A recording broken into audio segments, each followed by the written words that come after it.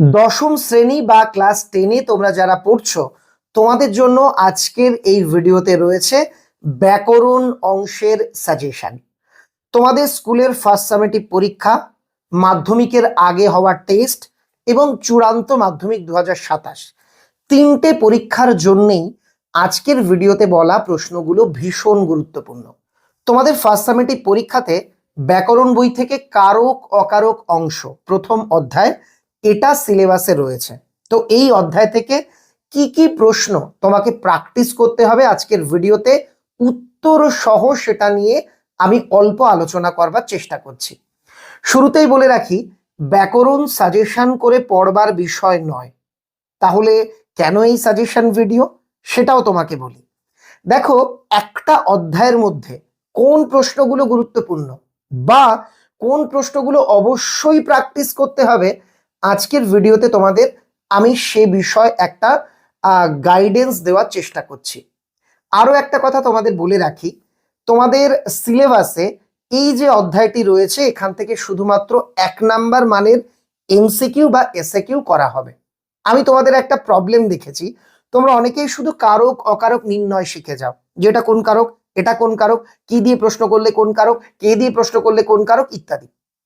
কিন্তু পরীক্ষাতে কারক নির্ণয় হয়তো একটা দুটো দেবে, তা বাদে এই অধ্যায় থেকে বাদবাকি প্রশ্নগুলো থাকবে একটু বুদ্ধিদীপ্ত, একটু সংজ্ঞাধর্মী বা অন্য ধরনের।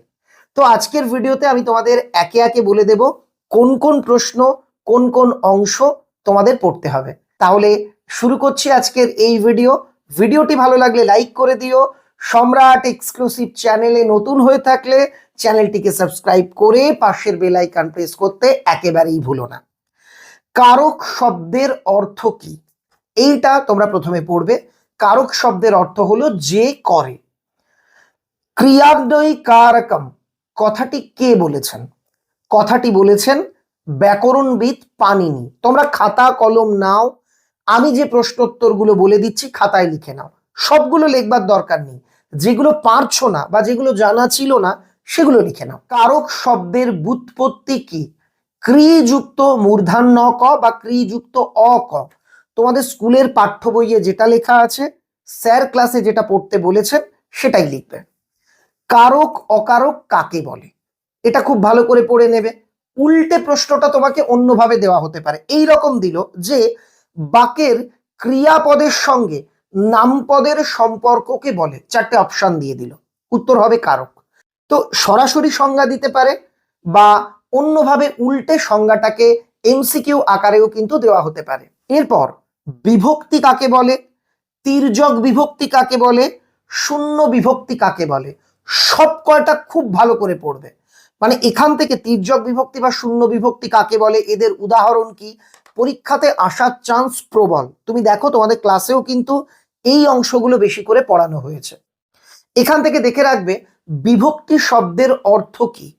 বিভক্তি শব্দের অর্থ হলো বিভাজন বা ভাগ।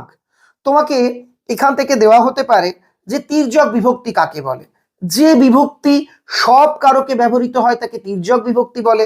শূন্য বিভক্তি কাকে বলে? যে বিভক্তি শব্দকে পদে পরিণত করলেও নিজে অপ্রকাশিত থাকে তাকে শূন্য বিভক্তি বলে। তোমাকে একটা প্রশ্ন দেওয়া হতে পারে, বিভক্তি বসে, 4টে অপশন থাকলো, সঠিক আনসার হবে শব্দের পরে যুক্ত হয়ে বা শব্দের সঙ্গে যুক্ত হয়ে। যে অপশনটা থাকবে সেই অনুযায়ী উত্তর তোমাকে লিখতে হবে। দেখো, এই রকম খুঁটিয়ে খুঁটিয়ে বুদ্ধিদীপ্ত প্রশ্ন কিন্তু পরীক্ষাতে দেওয়া হবে।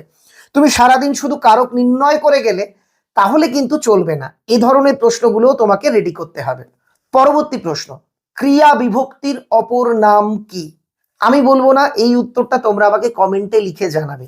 ক্রিয়া বিভক্তির অপর নাম কি? নেক্সট, নির্দেশক কাকে বলে? নির্দেশকের উদাহরণ পড়বে বা উল্টে দিল প্রশ্নটা, টি, গুলি, গুলো, এগুলি কিসের উদাহরণ? উত্তর হবে নির্দেশকের। এখানে আরেকটা ইন্টারেস্টিং প্রশ্ন তোমাদের বলছি, শূন্য বিভক্তির চিহ্ন কি? অ না আ, কোনটা হবে সঠিক উত্তর? আমাকে কমেন্টে লিখে জানাও, অবশ্যই জানিও। পরের প্রশ্ন তোমাদের দেওয়া হতে পারে বিভক্তি নির্দেশকের পার্থক্য, বিভক্তি অনুসর্গের পার্থক্য, কারক অকারকের পার্থক্য, সম্বন্ধপদ সম্বোধন পদের পার্থক্য। এই 4টে পার্থক্য ভালো করে পড়বে, একটা একটা করে হলেও পার্থক্য পড়ে রাখবে, কারণ পরীক্ষাতে একটি পার্থক্য লিখলেই তুমি 1 নাম্বার পাবে। তাহলে বিভক্তি নির্দেশকের পার্থক্য কি? বিভক্তি শব্দকে পদে পরিণত করে, নির্দেশক বচন নির্দেশ করে। হয়ে গেল। বিভক্তি অনুসর্গের পার্থক্য। বিভক্তি অর্থহীন বর্ণ বা বর্ণ সমষ্টি, অনুসর্গ অব্যয় পদ, এটাও হয়ে গেল। কারক অকারকের পার্থক্য। বাক্যের ক্রিয়াপদের সঙ্গে নামপদের সম্পর্ক হলো কারক, আর অকারক সেই সংজ্ঞাটাই লিখে দাও, ক্রিয়াপদের সঙ্গে সম্পর্কহীন পদটিকে বলা হয় অকারক। আর সম্বন্ধ পদ, সম্বোধন পদ। সম্বোধন পদের দ্বারা কাউকে ডাকা হয়, সম্বন্ধ পদ কাউকে সম্বোধন করা বোঝায় না, বা তার সংজ্ঞাটা তুমি লিখে দিলে। এই রকম 4টে পার্থক্য পড়ে রাখবে। এরপর তোমাকে যেটা পড়তে হবে মনোযোগ দিয়ে, এখান থেকে প্রশ্ন পাবেই পাবে কমন, তা হলো কর্তা কর্ম করণ, এই 3টের ভাগ। তোমাদের বইয়ে বিভিন্ন ভাগ রয়েছে, যেমন কর্তার ক্ষেত্রে প্রযোজক কর্তা, প্রযোজ্য কর্তা, ব্যতিহার কর্তা, সহযোগী কর্তা, আর নিরপেক্ষ কর্তা কাকে বলে উদাহরণ খুব ভালো করে পড়বে। অনেক স্কুলে এই রকম প্রশ্ন দেওয়া হবে। রাজায় রাজায় যুদ্ধ হয়, এই ধরো রাজায় রাজায় নিচে দাগ, বা বললো এই বাক্যের কর্তাটি কোন শ্রেণীর, ব্যতিহার কর্তা। তোমাকে দেওয়া হলো খেলোয়াড় খেলছে, এই বাক্যের কর্তাটি কোন ধরনের, বা খেলোয়াড়ের নিচে দাগ, উত্তর সমধাতুজ কর্তা।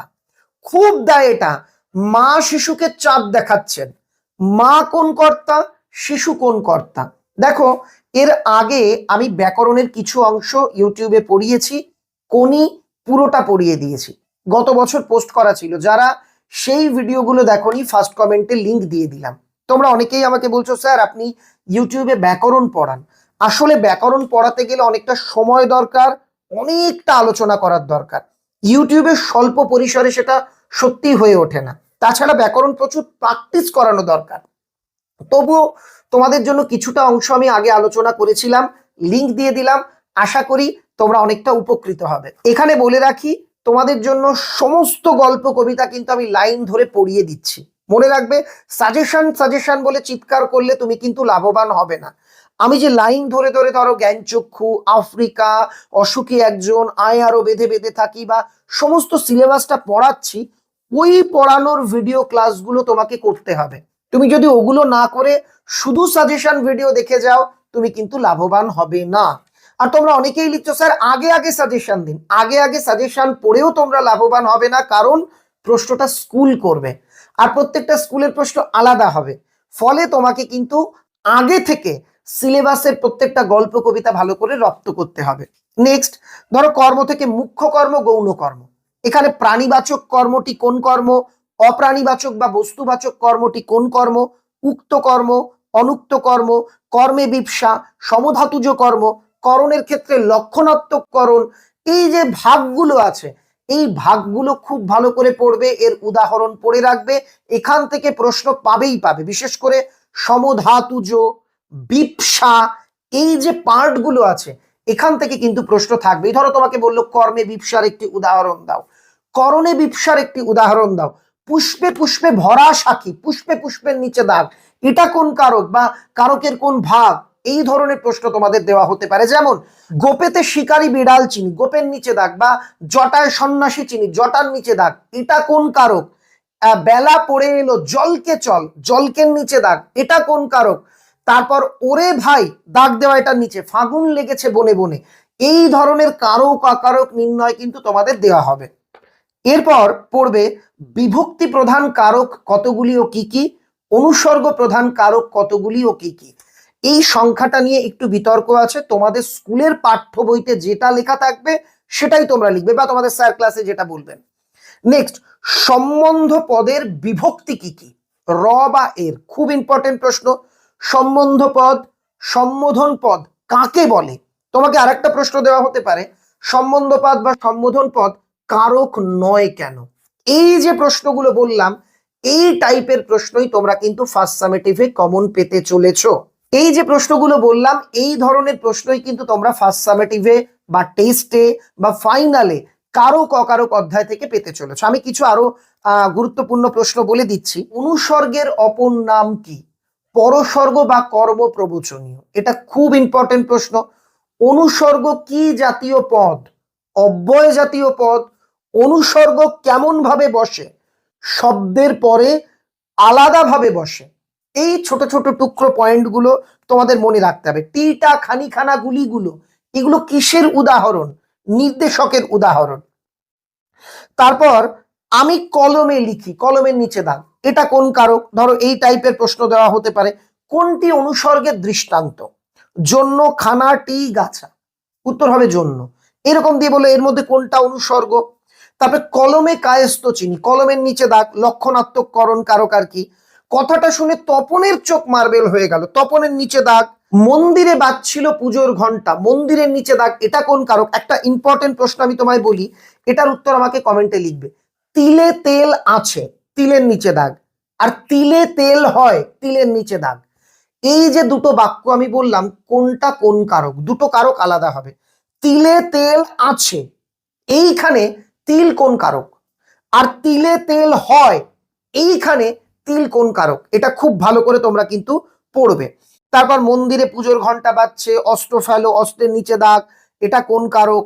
তারপর চিঠি পকেটেই ছিল, পকেটের নিচে দাগ, এটা কোন কারক? পৃথিবী হয়তো বেঁচে আছে, পৃথিবীর নিচে দাগ, এটা কোন কারক? আমাদের ইতিহাস নেই, ইতিহাসের নিচে দাগ, এটা কোন কারক? এই টাইপের কারক নির্ণয় কিন্তু তোমাদের শিখতে হবে। আশা করি আজকের এই ভিডিওতে তোমাদের খানিকটা গাইড করতে পারলাম। আবারও বলি, শুধু সাজেশন পড়ে ব্যাকরণের সব কমন পাওয়া যায় না, প্র্যাকটিস প্রয়োজন। আজকের ভিডিওতে বলা প্রশ্নগুলো, এই গুরুত্বপূর্ণ প্রশ্নগুলি যাতে তোমরা প্র্যাকটিস করতে পারো, সেই লক্ষ্যেই আমাদের বলা। আমি একবারও বলছি না সাজেশন করে ব্যাকরণ পড়ে তুমি সব কমন পেয়ে যাবে, যারা এই কথা বলে তারা মিথ্যে বলে। আর হ্যাঁ, তোমাদের জন্য ব্যাকরণের ক্লাস, কোনির ক্লাস আমি আগে পোস্ট করেছিলাম, সেগুলো হয়তো তোমরা নোটিফিকেশন পাওনি। ফার্স্ট কমেন্ট আর ডেসক্রিপশনে লিঙ্ক দেওয়া রইল, সেখান থেকে ক্লাসগুলো অবশ্যই করে নিও। আর গল্প কবিতার যেমন ক্লাস আসছে তেমন নিয়মিত ক্লাস পাবে। আর মূল পরীক্ষার 10 দিন আগে, মোটামুটি আমি বলতে পারি 17 থেকে 20 মার্চের মধ্যে ফার্স্ট সামেটিভের চূড়ান্ত সাজেশন আমি তোমাদের জন্য পোস্ট করে দেব। এখনই খানিকটা বলে রাখছি তোমাদের জন্য, যাতে তোমরা এখন থেকেই প্র্যাকটিস শুরু করে দিতে পারো। তপনের চরিত্র, গল্প ছাপা হওয়ার পর তপনের যে অভিজ্ঞতা হলো, এখান থেকে কোনো একটি লাইন তুলে প্রশ্ন। আফ্রিকার উপর সাম্রাজ্যবাদীদের যে অত্যাচার, হায় ছায়াবৃতা বা সভ্যের বর্বর লোভ নগ্ন করলো আপন নির্লজ্জ অমানুষতা, বা চিরচিহ্ন দিয়ে গেল তোমার অপমানিত ইতিহাসে, এই রকম কোনো একটা লাইন তুলে বড় প্রশ্ন। তারপর ধরো আয় আরো বেঁধে বেঁধে থাকি থেকে আমাদের ইতিহাস নেই, আমরা ভিখারি 12 মাস, আয় আরো বেঁধে বেঁধে থাকি, এই টাইপের কিছু লাইন দিতে পারে। তারপর অসুখী একজন থেকে সব চূর্ণ হয়ে গেল, জ্বলে গেল আগুনে, কি কি জ্বলে গিয়েছিল, কি কি চূর্ণ হয়েছিল। তারপর কালি তৈরির পদ্ধতি, ফাউন্টেন পেনের আবিষ্কার, প্রথম ফাউন্টেন পেন সংগ্রহ, তারপর ধরো সব মিলিয়ে লেখালেখি একটি ছোটখাটো অনুষ্ঠান। তারপর ক্যালিগ্রাফিস বা লিপিকুশলীদের সম্পর্কে হারিয়ে যাওয়া কালি কলমে কি কি বলা আছে। এইগুলো তোমরা এখন থেকেই অল্প অল্প করে বাড়িতে পড়া শুরু করে দাও। আর চূড়ান্ত সাজেশন নিয়ে খুব তাড়াতাড়ি দেখা হচ্ছে। কেমন লাগছে সম্রাট এক্সক্লুসিভ চ্যানেল আমাকে কমেন্টে লিখে জানিও। সবার পরীক্ষা ভালো হবে, বেস্ট অফ।